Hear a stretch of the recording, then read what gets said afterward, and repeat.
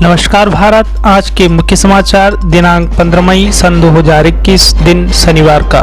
प्रधानमंत्री नरेंद्र मोदी ने शुक्रवार को पीएम किसान योजना की 8वीं किस्त जारी करते हुए कहा, भारत हिम्मत हारने वाला देश नहीं है।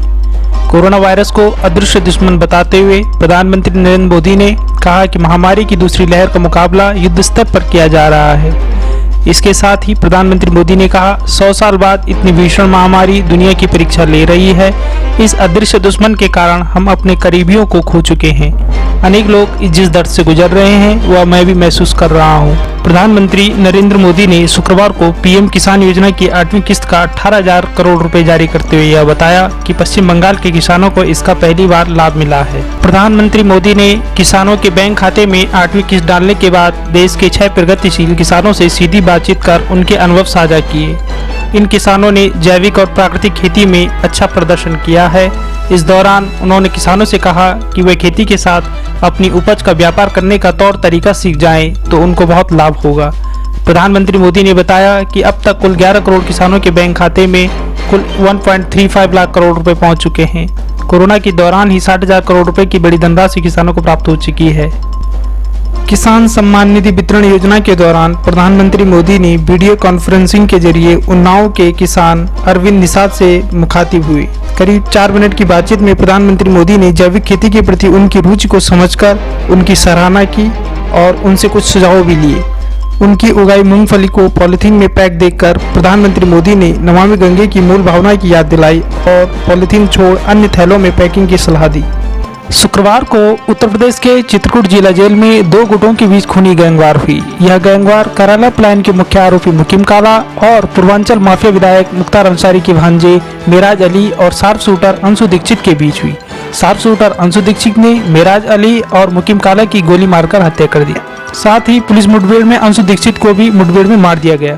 पश्चिम बंगाल में ममता सरकार की आपत्तियों के बावजूद पश्चिम बंगाल के राज्यपाल जगदीप धनखड़ ने शुक्रवार को असम के रणपगली और श्रीरामपुर के शिविरों का दौरा किया और हिंसा पीड़ित परिवारों से मुलाकात की। इस दौरान राज्यपाल ने कहा कि घर छोड़कर भागने वाले लोगों की वापसी और रक्षा के लिए वह सीने पर गोली खाने के लिए तैयार है। ज्ञात होगा, पश्चिम बंगाल में विधानसभा चुनाव के नतीजों के बाद हुई हिंसा की वजह से बड़ी संख्या में लोग पलायन कर सुरक्षा के लिए असम में शरण लिए हुए हैं। पश्चिम बंगाल में विधानसभा चुनाव के नतीजों के बाद हिंसा की घटनाएं थमने का नाम नहीं ले रही हैं। शुक्रवार को बांकुड़ा से भाजपा सांसद डॉक्टर सुभाष सरकार की गाड़ी पर ईंट और पत्थर से हमला किया गया। घटना के समय सांसद सरकार गाड़ी में ही मौजूद थे। हालांकि यह सुरक्षित हैं, लेकिन उनकी गाड़ी को काफी नुकसान पहुंचा है। केंद्रीय माध्यमिक शिक्षा बोर्ड अर्थात सीबीएसई ने शुक्रवार को कहा कि उसने 12वीं परीक्षा की लंबित बोर्ड परीक्षाओं को लेकर फिलहाल कोई फैसला नहीं लिया है। इस बीच छात्रों और अभिभावकों का एक वर्ग कोरोना महामारी के चलते इन परीक्षाओं को रद्द करने की मांग कर रहा है। सुरक्षा बलों ने युद्ध के मैदान के लिए तैयार किए गए अपने नर्सिंग स्टाफ को अब कोविड-19 महामारी से मुकाबले के लिए मैदान में उतार दिया है। उसने कहा, वे राज्य सरकार की चिकित्सा व्यवस्था से तालमेल बनाकर कार्य करेंगे। देश की सबसे बड़ी दोपहिया कंपनी हीरो मोटरकॉर्प ने शुक्रवार को कहा कि वह अपने 3 संयंत्रों में अगले सप्ताह से आंशिक परिचालन शुरू करेगी। इन सभी संयंत्रों में फिलहाल एक पाली में काम होगा। इनमें हरियाणा में गुरुग्राम और धारूहेड़ा तथा उत्तराखंड में हरिद्वार स्थित प्लांट शामिल हैं। कंपनी ने अपने 6 संयंत्रों में परिचालन चरणबद्ध और अस्थायी तरीके से रोक दिया था।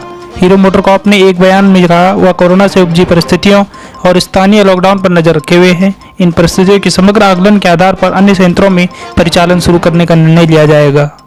देश के विदेशी मुद्रा भंडार में पिछले सप्ताह 1.444 अरब डॉलर का इजाफा हुआ है। आरबीआई के अनुसार इस बढ़ोतरी के साथ 7 मई को खत्म सप्ताह में विदेशी मुद्रा भंडार 589.465 अरब डॉलर पर जा पहुंचा। देश का विदेशी मुद्रा भंडार उससे एक सप्ताह पहले यानी 30 अप्रैल को खत्म सप्ताह में 3.913 अरब डॉलर से बढ़कर 588.02 अरब डॉलर हो गया था। वाणिज्य और उद्योग मंत्रालय के आंकड़ों के मुताबिक इस वर्ष अप्रैल में सोने के आयात में पिछले वर्ष अप्रैल के मुकाबले 2,20,357.34% की बढ़ोतरी दर्ज की गई। विदेशी व्यापार विशेषज्ञों के अनुसार यह पहला मौका होगा जब सोने के आयात में 2 लाख फीसदी से अधिक का इजाफा हुआ है। हालांकि यह बढ़ोतरी मुख्य रूप से पिछले वर्ष देशव्यापी लॉकडाउन की वजह से काफी कम कारोबार होने की वजह से हुई है। एशियाई विकास बैंक ने पिछले वर्ष सबसे ज्यादा कर्ज का करार भारत के साथ किया है। इसमें कोरोना संकट से उबरने के लिए सरकार द्वारा लाई गई परियोजनाओं को दिया गया 1.8 अरब डॉलर की वित्तीय मदद भी शामिल है। महाराष्ट्र में अब तक ब्लैक फंगस से 52 लोगों की मौत हो चुकी है। एक अधिकारी ने बताया, पिछले साल कोरोना का संक्रमण शुरू होने के बाद से अब तक राज्य में 52 मरीज की ब्लैक फंगस से जान जा चुकी है। ये सभी मरीज कोरोना संक्रमण से उबर गए, लेकिन ब्लैक फंगस के आगे हार गए। राज्य सरकार के स्वास्थ्य विभाग ने पहली बार इसमें होने वाली मौतों की सूची बनाई है। केंद्र सरकार ने कोरोना महामारी से निपटने के लिए इस साल दिसंबर तक वैक्सीन की 216.6 करोड़ डोज तैयार करने की योजना बनाई है, परंतु इसे हकीकत में बदलने के लिए केंद्र और राज्यों के बीच जबरदस्त सामंजस्य के साथ ही दुनिया के कई देशों के साथ भी सरकारी और निजी स्तर पर बेहतरीन तालमेल बिठाने की आवश्यकता होगी।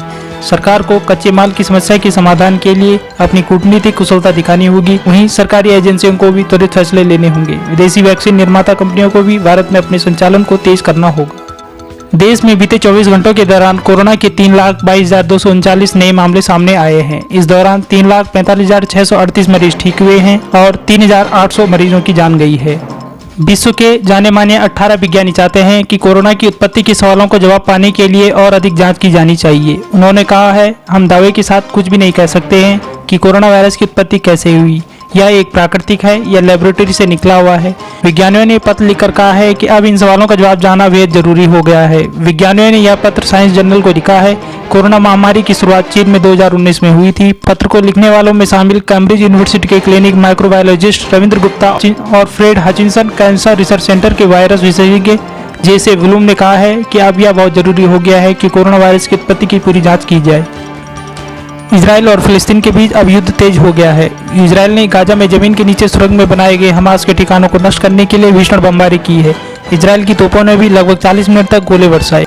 हमास ने भी इजराइल के यरूशलेम और तेल अवीव सहित कई शहरों में जबरदस्त रॉकेट हमले किए।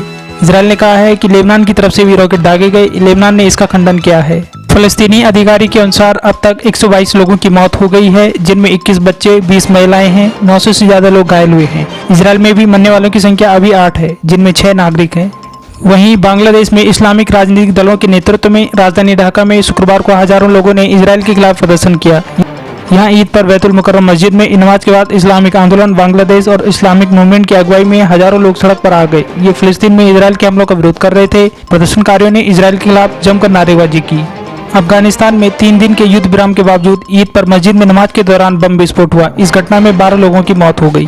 तालिबान ने घटना में हाथ होने से इनकार करते हुए इसकी निंदा की है। किसी अन्य संगठन ने बम विस्फोट की जिम्मेदारी नहीं ली। पुलिस प्रवक्ता के अनुसार बम विस्फोट काबुल के सकरद्वारा जिले की मस्जिद में हुआ। मस्जिद के इमाम सहित 15 लोगों की मौत हो गई और इसमें 15 से ज्यादा लोग घायल हुए हैं। नेपाल में एक बार फिर केपी शर्मा ओली को प्रधानमंत्री बनाया गया है। उनका शपथ ग्रहण समारोह राष्ट्रपति के शीतल निवास पर ही आयोजित किया गया। 4 दिन पहले संसद में विश्वास मत हासिल न करने पर ओली की सरकार अल्पमत में आ गई थी। राष्ट्रपति विद्यादेवी भंडारी ने ओली सरकार के अल्पमत में आने के बाद विपक्षी नेपाली कांग्रेस को 3 दिन का समय देते हुए सरकार बनाने के लिए आमंत्रित किया था।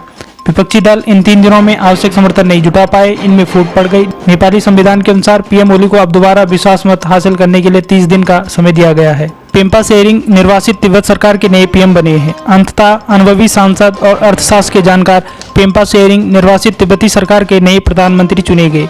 निर्वासित तिब्बत सरकार के चुनाव आयोग ने उन्हें शुक्रवार को विजेता घोषित किया।